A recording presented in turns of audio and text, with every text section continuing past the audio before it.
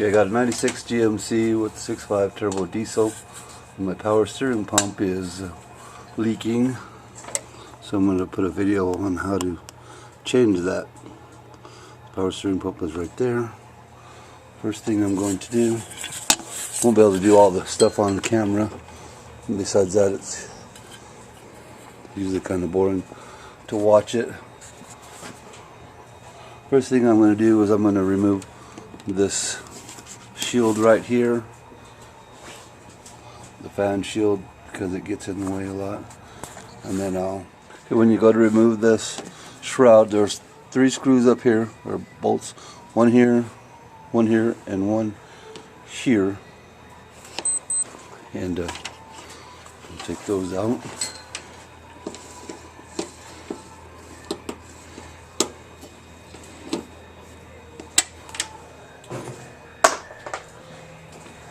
And then down here,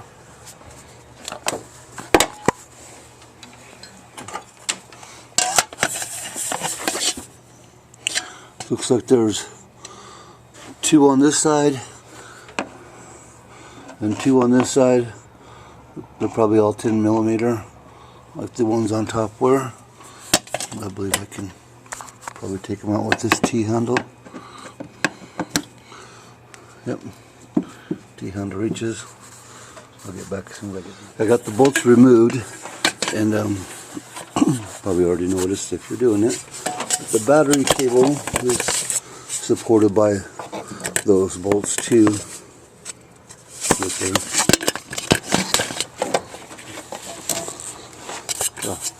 Yeah, move the battery cable. You're going to want to make sure that that'll be the 2 inside ones. The ones on this side. And make sure you put your battery cable back on there to keep it from flopping around and getting caught in the fan or something. Now this part should come off.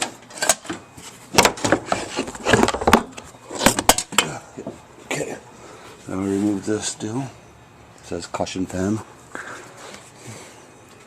I call it a fan shroud. I don't know what other people call it. Now it looks like we got the pump right there. I'm going to have to, wow, looks like my serpentine belt is in need of replacement too. It's all cracked. I'm going to have to replace it too. So anyway, I'll take the serpentine belt off. You do it by this deal right here.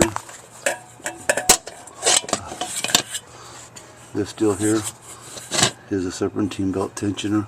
It's spring loaded. You put a 1/2-inch driver. Yeah, looks like this is going to be fun. The next thing I need to do, I got to pull that pulley off because some of the bolts are behind it, and I can't really get in there with this fan in the way. So I'm going to remove the cooling fan by taking out those 4 bolts right there, and that'll get it out of the way. Okay, to remove the fan, it took a 1/2-inch wrench and a screwdriver or pry bar like this. I had to take, if you can see it, put it down in between the bolts to hold it while I broke them all loose, and I just went around, broke all 4 of them loose with it, and then I was able to unscrew them with my fingers the rest of the way. And it's still kind of tight and it's not coming off, so I've got this pry bar and I'm going around like this, working it loose. You gotta go all the way around. And I'm just going to keep going around, just slowly coming off. Keep doing that till it comes off. Okay, I got the pulley off with this little puller right here. Pretty simple to use. It goes together like this. The bolt goes through the middle. One of these deals goes on each side. And then it has a sleeve that goes over it like that. Kind of hard to do with the camera in my hand. put it on there like that, and then you hold it with a wrench right here, and you turn it with another one right here until the pulley comes off. And then you gotta press the new pulley onto the new pump, which is right here. And when you take the old one off, you gotta make sure you get all the bolts out, because there was a bolt right here on mine that this one doesn't have. This one just has a plug there. I had to remove that. It's this one right here. I don't know why it's painted pink, but probably Loctite. And here's the old one here. I'm letting it drain out because I got to take it back for the core. And once you get the pump back in there, got to hook the lines back up. Hook up there's 3 hoses. One here, one hooks up right here, and then one on the back. You have to put it on before you stick it under there. I got to show that. And then tighten up these 3 bolts right here, and we'll be able to put the pulley back on the front of it. But I'm going to put those hoses back on first and tighten them up. Okay, once you get the hose on, you got to put hose clamps on. I just put regular clamps on mine because the ones that came on it were the crimp type that take a special tool, and I don't have that tool. Anyway, you get those clamps tightened up, and then I'll show you how to put the pulley back on. Okay, and this little bolt right here came with the new pump. You just put it through the center, and then you finger tighten this bolt into the shaft, and after you get it finger tight into the shaft, then you turn this nut right here, the square one, to make it go on. Okay, when you first put it on, it should turn fairly easy, and spin it a little bit like this to make sure you got it straight. If it wobbles, you haven't got it straight, you don't try to force it on.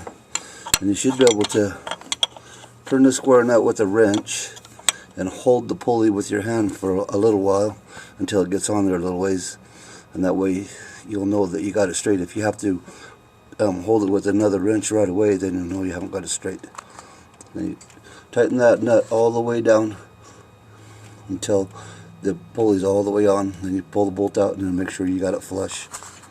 But keep checking it while you're tightening it down to make sure that this is still straight. I don't change power steering pumps every day, so I didn't have the proper tool to hold that with. I just had to clamp a pair of vice grips on there like that, and then I made sure that it wasn't touching against nothing, so I can still move it so that I don't put it on a bind or anything. Then I took this wrench and I tightened this square nut up just as tight as I could get it without really pushing on it. And once you do that,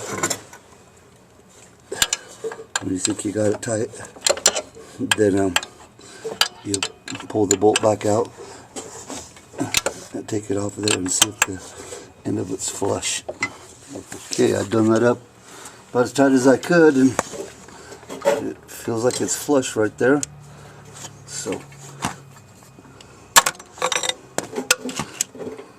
take that off, spin a little bit. It looks like it's straight. I don't see no wobbles. If there's anything wobbling, it's me wobbling with the camera. I took the fan off to make it easier, so now I got to put the fan back on, and then put the serpentine belt back on, and then put the shroud back on it. Okay, serpentine belts back on, fans back on. I put a brand new one on because my other one was cracked underneath here where the little ribs are. I could see the little cracks in it when I bend it backwards. So I put a brand new one on it. It was kind of tight too, getting it back on there, but now I'm going to put this shroud on there, and then we're ready. Okay, when you put the fan shroud on, it might help if you do it this way. It makes it easier for me anyway. I take and I start the bolts down there. See, the one goes right here where the battery cable is, and then one goes right here, and I got a big old long extension that I got running down to it like this, so that I can tighten them up. Anyway, I did the ones on the bottom first on both sides, Made sure I got the deal that holds the battery cable on both sides. See right there, holds the battery cable through the bolt so that it hold it in place. Got both of those, all 4 of the bottom ones, and then I did the 3 top ones right here. Now I'm just going to go around and tighten them all.